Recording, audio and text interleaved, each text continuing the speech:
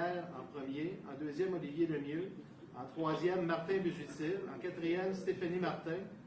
En cinquième, Josh Grant de CBC. Donc, si jamais Jonathan se joint, ben, il passera là, à la fin tout simplement. Donc, voilà le procédé. Donc, première ronde de questions, questions principales et sous-questions. On commence par Jean-François Néron, suivi de José, Olivier, Martin Busutil, Stéphanie Martin et Josh Grant. Ça va pour tout le monde? Alors, je vais vous demander, en terminant, peut-être de vous mettre sur la sourdine, s'il vous plaît, de votre côté, pour éviter qu'on ait là, du feedback ou du bruit sur la ligne. Merci. Est-ce que vous avez d'autres choses à dire? Tout est beau? Tout est beau.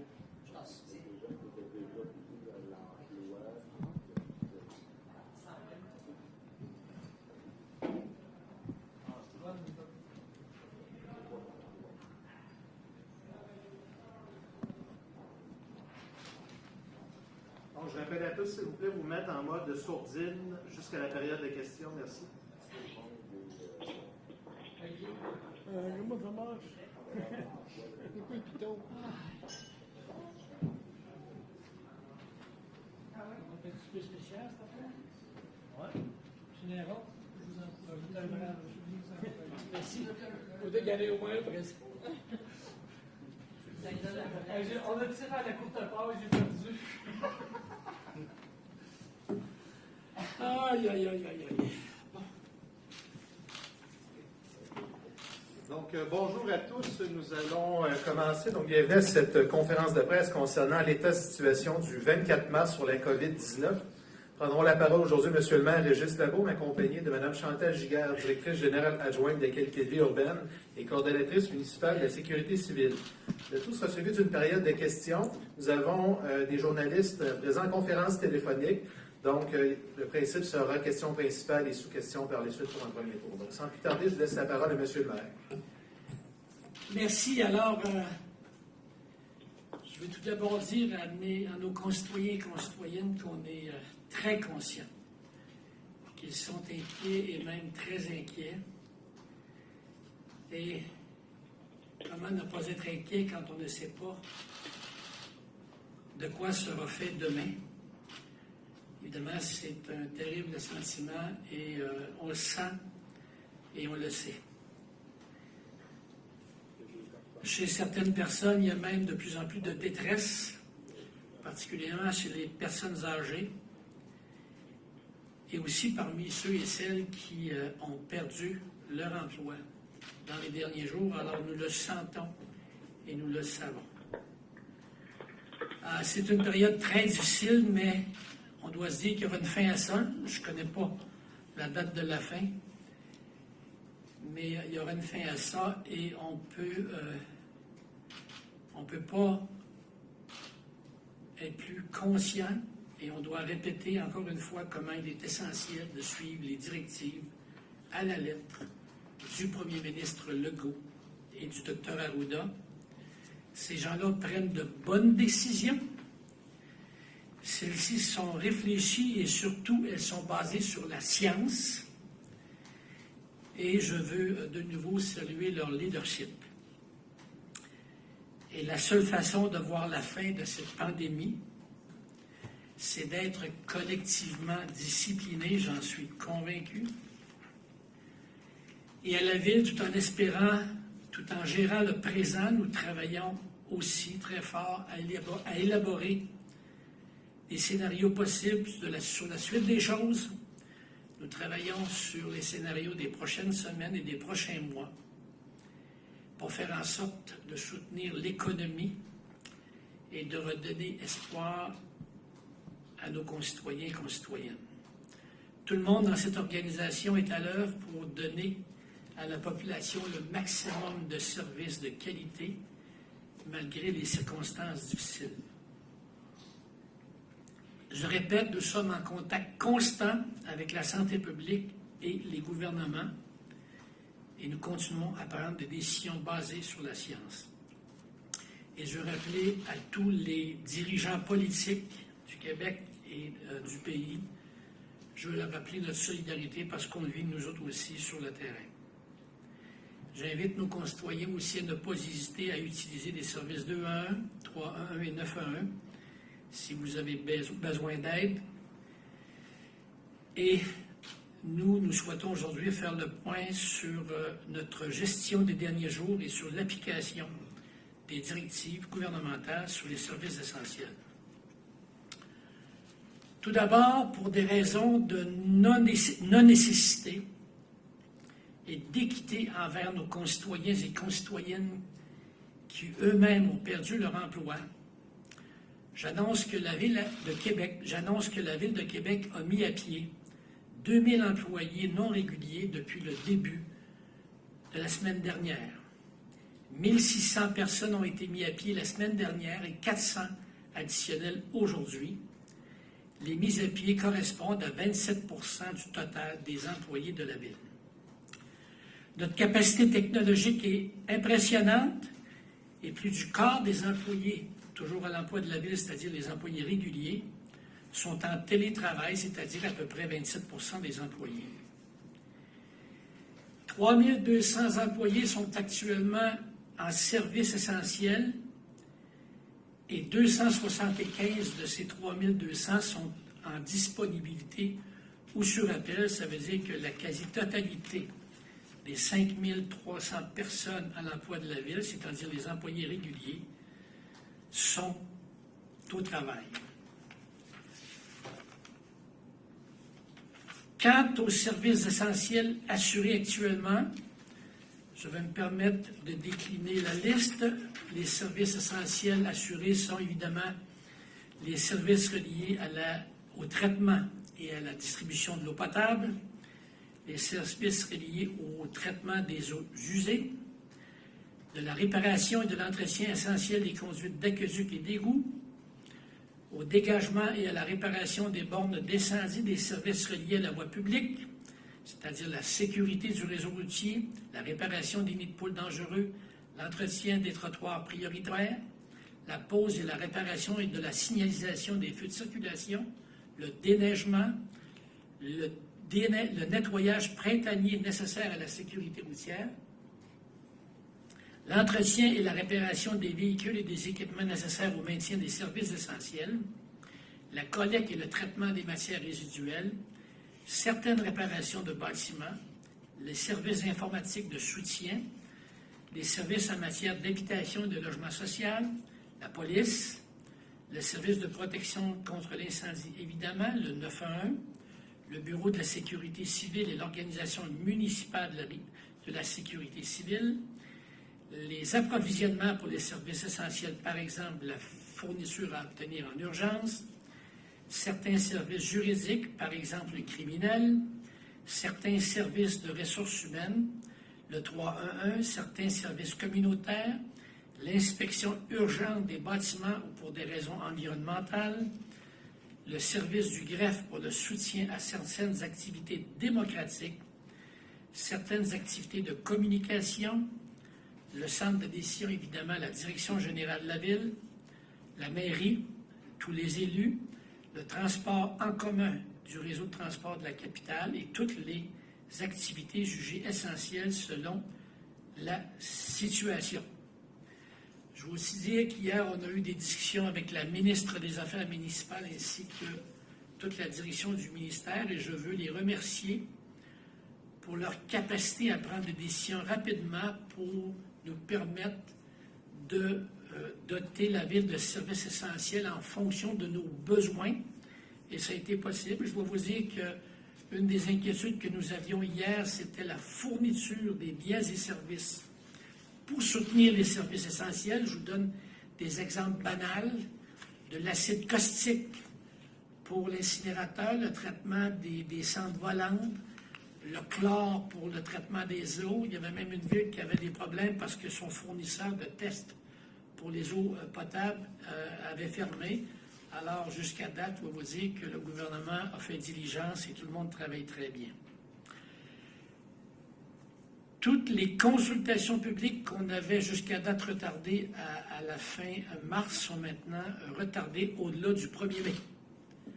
Alors, toutes les consultations, parce qu'il n'y a pas de droit de se rassembler, Alors, nous reportons toutes les consultations publiques de toute forme, de tout ordre, après le 1er mai. Nous gardons les parcs ouverts. Toutefois, il y aura des affiches qui seront installées dans les prochaines heures pour rappeler à tous et à toutes la nécessité de la distanciation sociale. On va expliquer aux gens, rappeler aux gens qu'ils doivent se garder à distance les uns des autres. Par ailleurs, les chalets, c'est-à-dire les locaux qui sont associés au parc, seront fermés pour des raisons sanitaires. Et nous demandons aux gens, nous interdisons l'utilisation des modules de jeu pour les enfants. On pense que c'est important. Comme on est en service essentiel, il n'y aura pas de surveillants parce que dans les derniers jours, on avait des gens de la ville qui faisaient le tour des parcs pour savoir comment ça se passait. Alors, en service essentiel, ce ne sera pas le cas. Alors, on aura de l'affichage qui s'installera dans les prochaines heures pour expliquer comment on souhaite que les gens se comportent dans les parcs et le même affichage soit installé devant les modules de jeu pour expliquer que l'utilisation des modules est interdite. Alors, écoutez, ce sont des mesures drastiques, mais je veux vous dire que comme maire de Québec, nous, comme administration, on ne pouvait pas continuer à payer et garder à notre emploi des gens pour lesquels on n'avait pas de travail à donner. À 2000 personnes, c'est beaucoup de monde. Ce sont des gens qui étaient employés à la ville, soit pour quelques heures et d'autres pour à temps plein. Mais en toute justice, pour ceux et celles qui payent des taxes, on a pensé que nous, à Québec, on ne pouvait pas garder notre emploi des personnes à qui on ne pouvait pas donner de travail. Et au total, actuellement, sur les 5300 employés qui restent, 95% des gens ont du travail à faire, que ce soit sur place physiquement ou par télétravail. Et on en a 275 sur appel et en disponibilité. Puis je suis certain que dans les prochains jours, peut-être qu'ils seront utilisés. On verra. Alors, voilà les décisions difficiles qu'on a prises, mais on gère la ville. On a un budget qui déjà va changer parce qu'on travaille très fort sur le budget de l'année. Pas besoin de vous dire qu'il y a des revenus qui seront en diminution. Alors, il faut commencer à penser à équilibrer ce budget-là qui, au moment où on se parle, est un peu en déséquilibre. Mais on va faire ce qu'il faut. C'est notre travail de gestionnaire de faire tout ce qu'il faut. Et je dis aux 2000 personnes qu'on a dû mettre à pied, on est désolé, mais on pense que c'est justice et c'est équitable pour tous ceux et celles qui payent vos salaires. Et on espère vous rembaucher éventuellement quand nous remettrons en marche les services de la ville. Mais jusqu'à date, on verra. Je veux juste vous dire qu'on verra pour le reste. Parce qu'on ne sait pas nous-mêmes de quoi sera fait la prochaine semaine ou le prochain mois. Merci. Merci beaucoup, M. le maire. Nous sommes maintenant rendus à la période de questions. Alors, nous allons commencer avec Jean-François Néron. Là, je comprends qu'on est à distance avec la plupart des journalistes, c'est ça? J'ai jamais vécu ça. Merci d'être là, monsieur.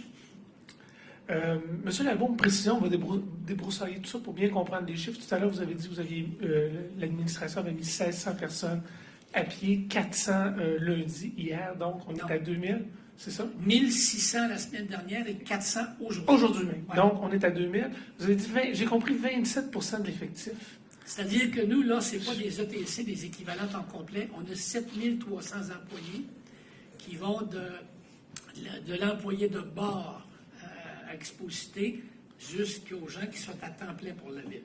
Alors, 2000 de ces 7300-là ont été mis à pied. Il nous en reste 5300. Okay? De ces 5300-là, au-delà de 1500 sont en télétravail. 3200 sont au travail en service essentiel. De ce 3200-là, il y en a 275 en disponibilité. Vous en avez à peu près 340 qui sont en confinement. Certains donnent du travail en télétravail là-dedans, puis il y avait déjà à peu près 200 à 300 personnes absentes pour différentes raisons, et vous avez le compte.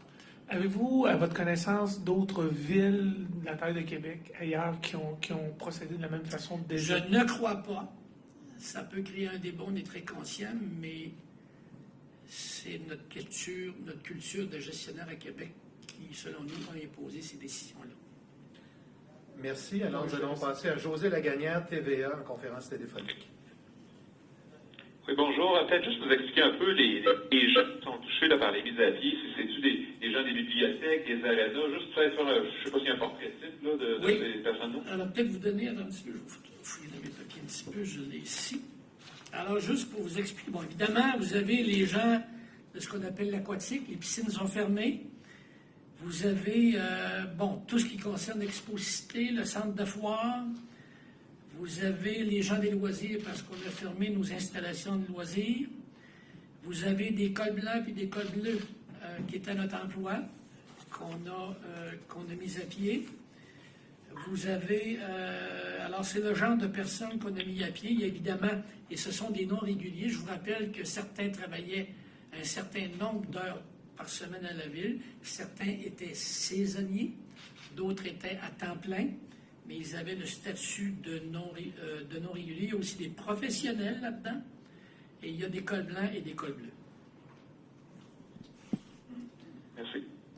Pas de questions? Olivier Lemieux de Radio-Canada. Oui, bonjour tout le monde. Ma question est pour M. le maire. Monsieur le maire, j'ai été en contact aujourd'hui avec l'Union des municipalités du Québec. Évidemment, on sait que les villes ne peuvent pas faire de déficit de par la loi, mais ce qu'on me dit, c'est que la situation est à ce point difficile qu'on n'écarte pas des moyens légaux éventuellement pour changer ça. Est-ce que vous, à la Ville de Québec, vous écartez tout déficit à ce stade-ci? Écoutez, on verra, on est en mars, là. On a des scénarios de prêt. Alors, d'un point de vue comptable, il y a des solutions. D'autre part, nous, on travaille déjà sur des plans pour diminuer nos dépenses, parce qu'il y a des revenus qui vont diminuer. Et je pense qu'il est un peu tôt pour discuter de ça. Moi, on a tout réfléchi à ça. On va commencer par... Le gouvernement est très occupé, là. Je pense qu'en mars, que ce n'est pas le moment de commencer à discuter ça avec le gouvernement. Il y aura un moment pour en discuter avec eux autres. Alors, on verra. Là, on est seulement en mars. Le budget, l'année financière se finit le 31 décembre. Nous autres, on prépare nos stratégies, tout d'abord pour discuter avec le gouvernement. Puis, d'autre part, on prépare nos stratégies, des stratégies comptables, puis des stratégies pour travailler sur nos revenus et nos dépenses. Et l'objectif est évidemment de tenter de faire en sorte de balancer notre budget, parce qu'on n'a pas le droit, au moment où on se parle, de faire des déficits. Mais il y a toutes sortes de moyens qui existent, parce que nous, à la Ville de Québec, on a été les premiers en 2008. Lorsqu'il y a eu un crash boursier, on a été les premiers à l'époque pour informer le gouvernement de la situation, parce qu'à l'époque, ce qui nous a fait extrêmement mal, ce qui nous faisait mal, c'était le déficit des régimes de retraite. Et il y a à l'époque des solutions qui ont été trouvées. Alors actuellement, on travaille sur ces solutions-là à la Ville de Québec. Je travaille très fort avec Luc Montier, qui a été sous-ministre des Finances du gouvernement du Québec. Alors, on a toutes sortes de scénarios, mais on veut en discuter quand même avec le gouvernement avant. Et on verra le temps venu ce qu'il faudra prendre comme décision. Mais là, comme le premier ministre est déjà en train de tenter de sauver des vies, on pense que ce n'est pas le moment. On va laisser le premier ministre et son conseil des ministres tout d'abord sauver des vies. Deuxièmement, ces gens-là travaillent comme nous autres sur la reprise économique, parce que nous autres, ce qui nous importe aussi actuellement, c'est de gérer la ville, de donner des services, mais de se demander comment on peut faire pour exécuter les 866 millions de budget d'immobilisation qu'on a voté, et ça ne sera pas simple, je peux vous dire ça. Alors, il y aura un moment pour discuter de ça avec le gouvernement, mais là, le premier ministre, avec le docteur Arruda et la ministre McCann, tentent de sauver des vies. On va les laisser travailler. Alors, chaque chose en son temps, mais ce n'est pas la bonne semaine pour en discuter. En sous-question, M. le maire a annoncé comme ça quand même des suppressions temporaires d'emplois, 2000 employés temporaires, c'est évidemment énorme aujourd'hui. Est-ce que vous regardez déjà des projets de la Ville qui pourraient être repoussés ou carrément arrêtés? Bien, des projets de la Ville, je vais vous dire, s'il y a une chose qu'il ne faut pas faire, c'est repousser des projets de construction ou d'immobilisation.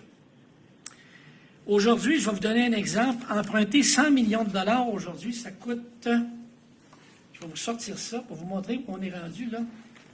Emprunter 100 millions de dollars aujourd'hui, ça nous coûterait 1,2 million dans la prochaine année.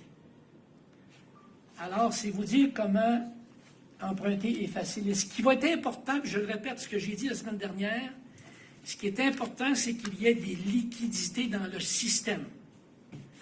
Le premier ministre a dit que, lui, les projets d'infrastructure seront une priorité pour faire travailler les gens et s'organiser pour qu'il y ait de la liquidité dans le système. Actuellement, là, nous, comme ville, la meilleure chose qu'on peut faire pour les entreprises, les commerces et les individus, c'est tout d'abord de faire ce qu'on a fait, de retarder leur paiement de taxes. Le prochain est retardé jusqu'en août. On leur donne des mois pour conserver leur liquidité pour survivre. Il n'y a pas de meilleure mesure qu'une ville peut faire actuellement que celle-là. Puis l'autre mesure, pour tenter de faire en sorte que les gens travaillent et qu'il y ait des liquidités dans le système, c'est de faire en sorte que nos travaux se fassent. Parce qu'ils doivent être un jour ou l'autre, ils doivent être faits un jour ou l'autre, et qu'actuellement, emprunter, ça ne coûte rien. Mais c'est ce qui est toujours important, c'est pas qu'emprunter, ça ne coûte rien, le principal. C'est qu'il y ait de l'investissement en infrastructure pour qu'ils se donnent des contrats que les gens travaillent et qu'ils consomment. Alors, à la Ville de Québec, ce qu'on peut faire pour l'économie, c'est ça. C'est de retarder les paiements de taxes pour qu'il y ait des liquidités qui restent dans les poches des commerces, des entreprises et des individus puis des familles. Puis ensuite, faire en sorte que ces entreprises-là travaillent, que des gens aient un salaire, que les commerces aient des consommateurs. Et tout faire ça sans avoir de déficit. C'est ça notre travail. Alors, au-delà de ça, il n'y a pas rien qu'on peut faire qui peut être plus utile que ça. Parce que pouvoir injecter 866 millions dans l'économie, si on est capable de le faire, puis au moment où on se parle, je ne suis pas capable de vous le garantir, parce que je vais vous dire, au moment où on se parle, la chaîne d'approvisionnement est disloquée. Aujourd'hui, donner un contrat, ce n'est pas garanti qu'on va avoir des soumissions parce que les contracteurs ne savent pas aujourd'hui ce que coûte un panneau de gyps. Aujourd'hui, si vous êtes capable de me dire ce que va coûter un panneau de gyps, de gyproc dans 2 semaines, bien, vous êtes bon parce qu'aujourd'hui, on n'est pas sûr qu'on connaît le prix, nous autres. Alors, les entreprises, actuellement, pour coter sur un projet de la Ville de Québec, ils ne savent pas quel est l'état des dizaines de sous-traitants qu'ils ont besoin, puis ils ne savent pas quels seront le prix des matériaux des prochaines semaines. Au moment où on se parle, la chaîne d'approvisionnement est disloquée. Alors, l'intention, c'est de faire en sorte qu'il y ait des liquidités dans le système. Maintenant, est-ce qu'on va être capable de faire réaliser nos travaux? Tous nos travaux, je ne suis pas capable de vous donner la réponse aujourd'hui, puis il n'y a personne au Québec qui est capable de vous donner au pays, puis même dans le monde. Alors, nous autres, dans nos services essentiels, même qu'il y a des gens qui demeurent aux approvisionnements, à l'ingénierie, parce qu'il faut travailler sur la suite des choses. Travailler sur la suite des choses en fonction des liquidités qu'on va envoyer dans le système, c'est comment on peut construire, comment on peut donner nos contrats, puis au moment où on se parle, on n'a pas les réponses. Alors, ça travaille fort ici pour faire face à toutes les hypothèses. Merci. Prochaine question, Martin Busutil, Choix Radio X. Oui, bonjour, M. le maire. Tout à l'heure, vous avez parlé de soucis d'équité envers vos concitoyens. Est-ce que vous n'aviez pas une crainte qu'à un moment donné, il se crée 2 classes de citoyens, c'est-à-dire ceux qui ont perdu leur emploi, qui travaillent au privé, et les employés de votre fonction publique? Est-ce que c'était quelque chose qui vous concernait, ça, dans les données? Ce n'est pas les employés de la fonction publique de Québec, ce sont tous les employés du public en général. Alors moi, je ne veux pas embarquer dans ce débat-là, parce que je ne veux pas dire aux autres quoi faire. Chacun prend sa décision. Nous autres, à la Ville de Québec, on a pris cette décision-là, ça nous regarde et on assume.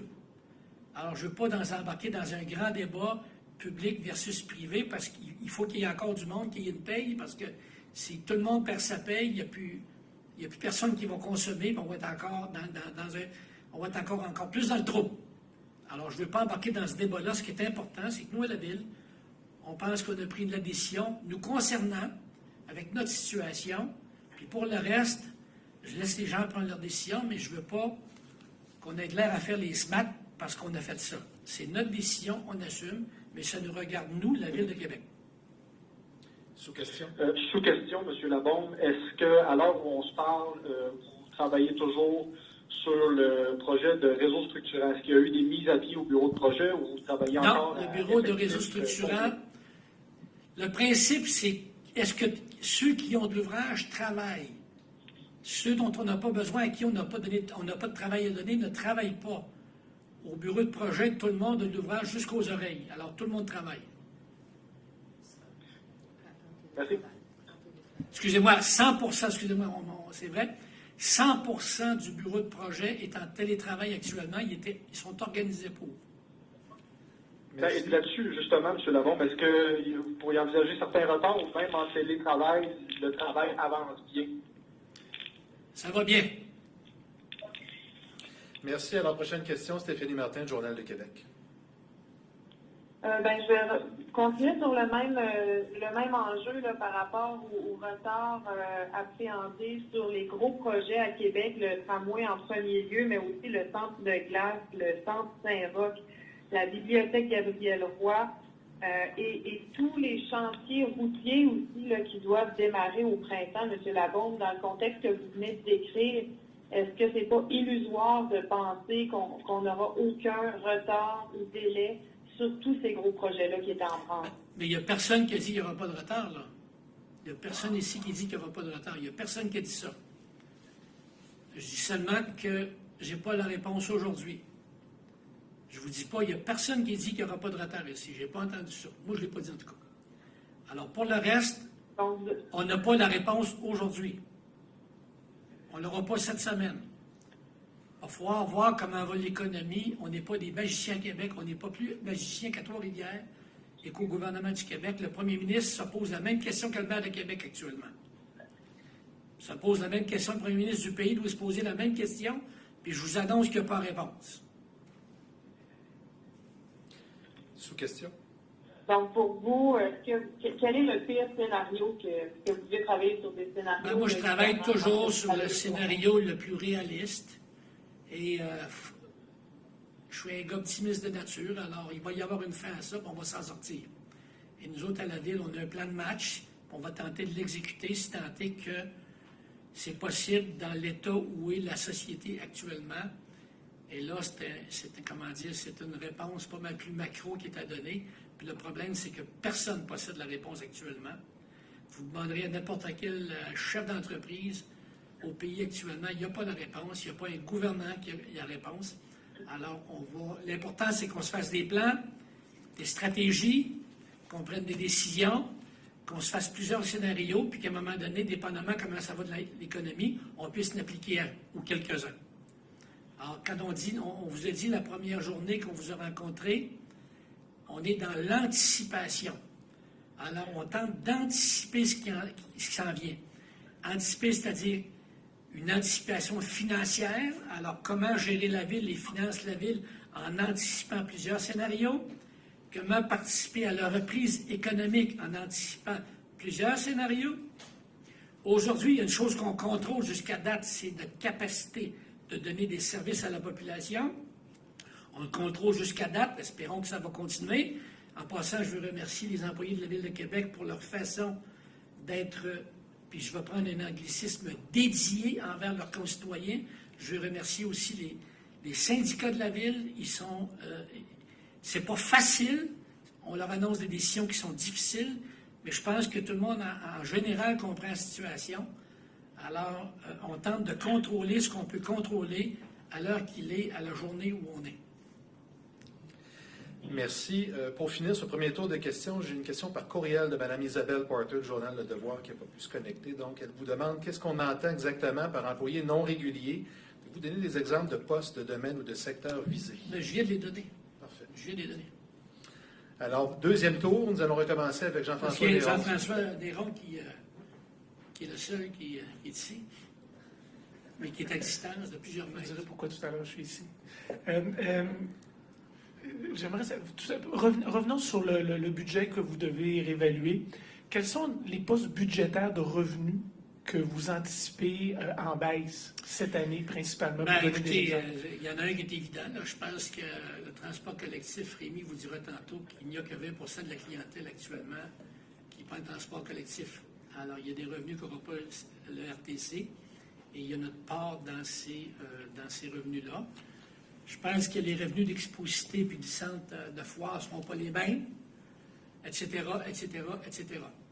Alors, écoutez, ceci dit, je ne peux pas toutes les prévoir, mais il y en a des évidents comme ceux-là. Là. Dans vos projections, puisque vous avez des projections, des scénarios optimistes, plus pessimistes, est-ce qu'il y a, par exemple, une baisse du nombre de transactions immobilières qui amène moins de... On pense que ce qu'on appelle les mutations immobilières, il va en avoir pas mal moins.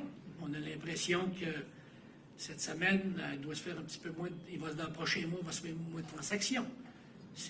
Déjà, on a pris des réserves là-dessus. On l'a compris.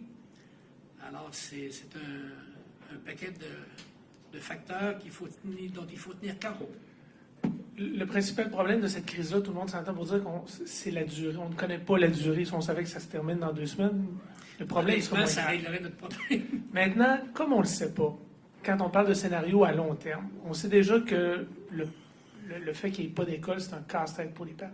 Est-ce qu'il y a une date butoir que vous imaginez pour laquelle on se dit, passé cette date, les camps d'été de jour sont compromis? Attendons. Vraiment, on est en mars. Il y a encore de la neige. Là. Laissez-nous respirer par le nez parce qu'on est actuellement dans le service essentiel. Je ne dis pas que ce n'est pas essentiel parce que les parents ont des enfants qui grattent les murs, là, puis je comprends. C'est difficile pour tout le monde. Mais là, on n'est pas rendu là. On va y aller, on va manger l'éléphant tranche par tranche. Alors, on n'est pas rendu à cette tranche-là. Merci. Alors, seconde question, José Lagagnère, TVA. C'est bon pour moi, merci. Merci. Olivier Lemieux, Radio-Canada. Oui, une question de plus pour ma part, et j'ai peut-être raté une réponse, là, vous m'excuserez si c'est le cas. Ma question concerne le RTC. Est-ce que des mises à pied temporaires sont envisageables du côté du RTC avec possiblement une réduction de l'offre de transport en commun? Alors, M. Normand est ici, va répondre à votre question.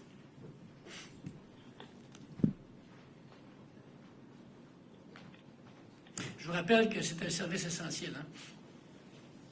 Oui, jusqu'à date, le gouvernement nous a demandé de maintenir nos services. Alors, c'est ce qu'on fait.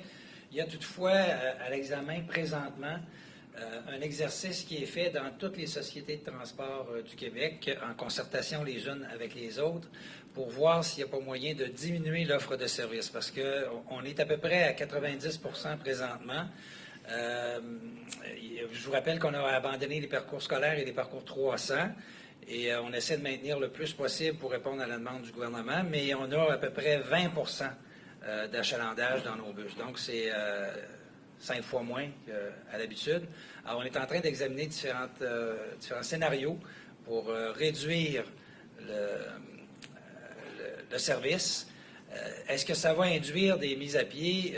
Pour l'instant, je n'ai pas la réponse. Ce qu'on a au RTC, c'est des permanents et des temporaires. Mais les temporaires, ce sont des gens qui sont sur appel. Alors, ils n'ont aucune garantie de service actuellement, d'heures garanties par semaine. Donc, s'ils ne rentrent pas, ils ne sont pas payés. Alors, c'est le principe de base des temporaires au RTC. Le reste, ce sont tous des permanents. Alors là, il y a des questions de convention collective qui s'appliquent. Il faudra regarder toutes ces dimensions-là.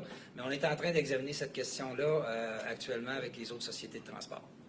Oui, puis Rémi vous dirait qu'il y a une concertation avec le ministère des Transports aussi. Oui, aussi.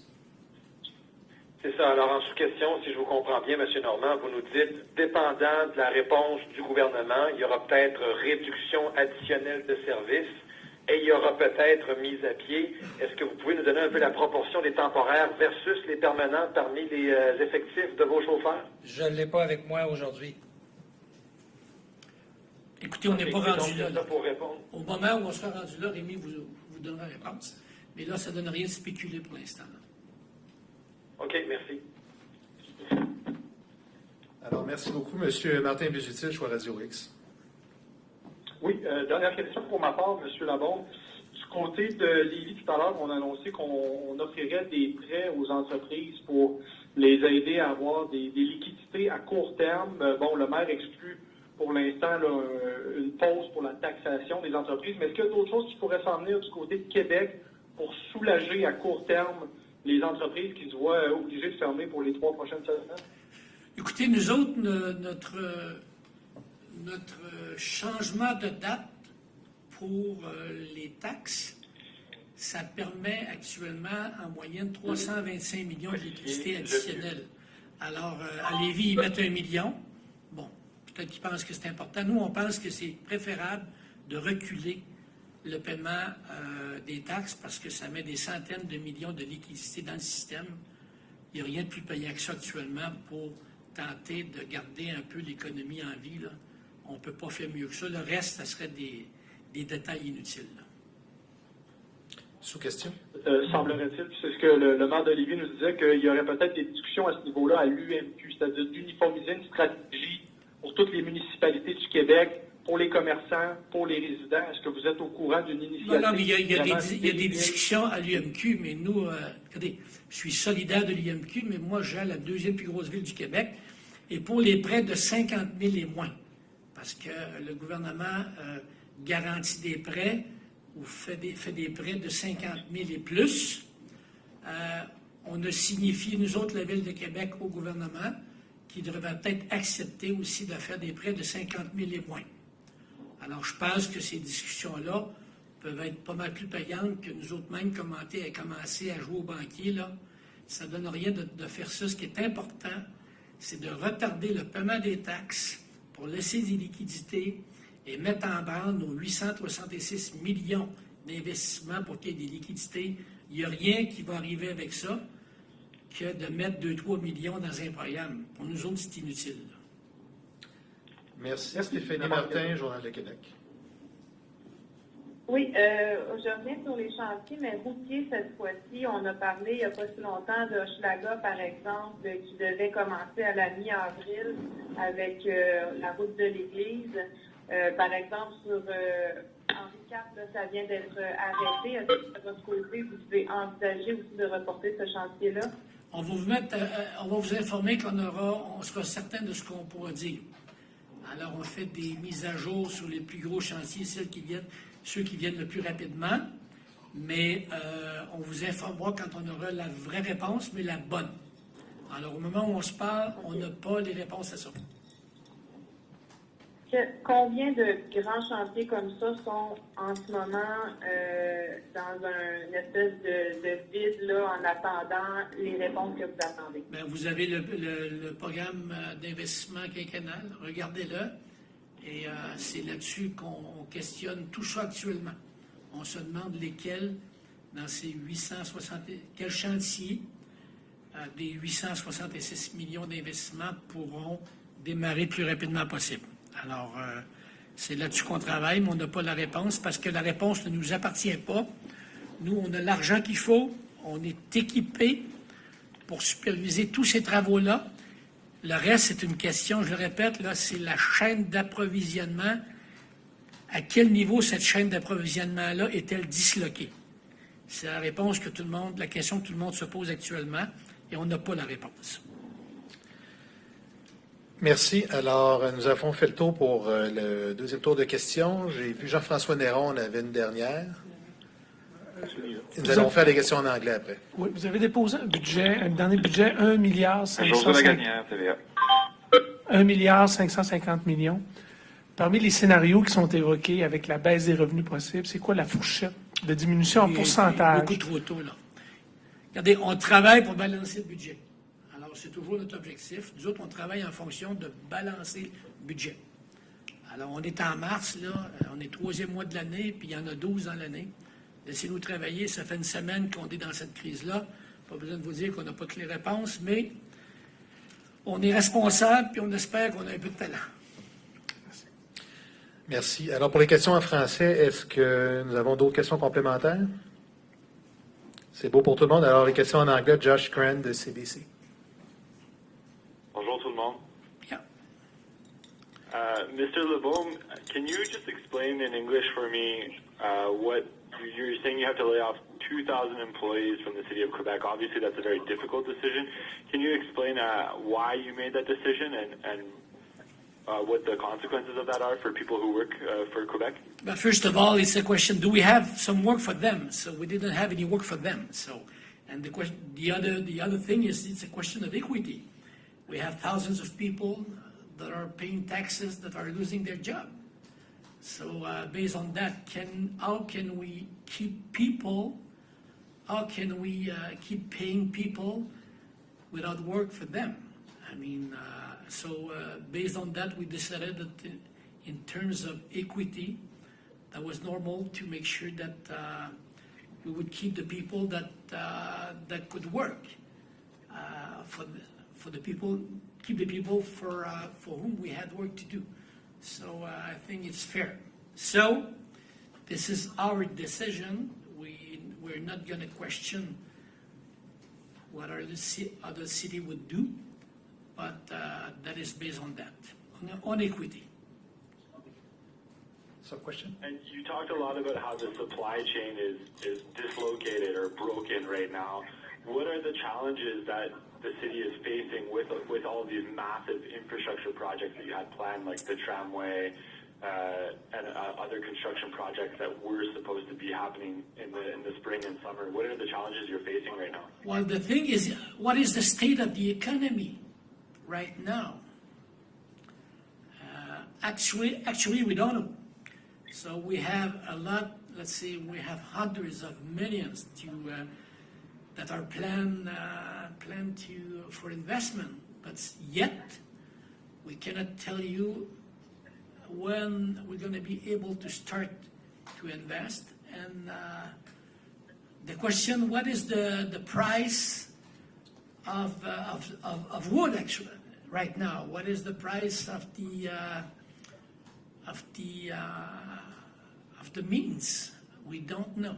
So, and I would tell you that the Prime Minister of this country doesn't have the answer, and this is the same case for the Premier. So everybody's trying to understand what's happening in the economy. I guess we're going to have some answers in the next weeks, but so far we're there. We have the money, and we just want to make sure that there's our strategy at the city level is to make sure that this, as much as liquidity that would be necessary for the economic system in town. So this is why we just delayed the payment of taxes. So we should know in the weeks in the coming weeks. So we'll see. OK? Merci. Merci tout le monde. Bonne fin de journée. Au revoir.